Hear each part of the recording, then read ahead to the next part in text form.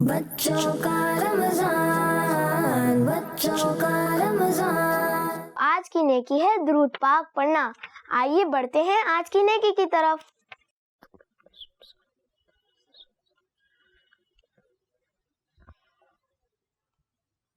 السلام علیکم ورحمۃ اللہ وبرکاتہ۔ وعلیکم السلام ورحمۃ اللہ وبرکاتہ۔ ریان بھائی آپ کیا پڑھ رہے ہیں؟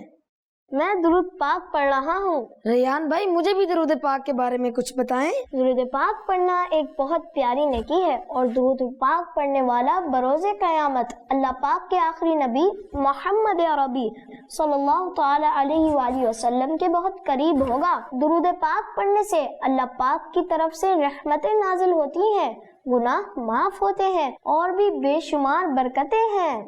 کیا میموری بھی اسٹرانگ ہوتی ہے؟ کیوں نہیں، درود پاک پڑھنے کی برکت سے میموری اسٹرانگ ہوتی ہے اور بھولی ہوئی باتیں بھی یاد آ جاتی ہیں۔ سبحان اللہ، لیکن میں کون سا درود پاک پڑھوں بھائی جان؟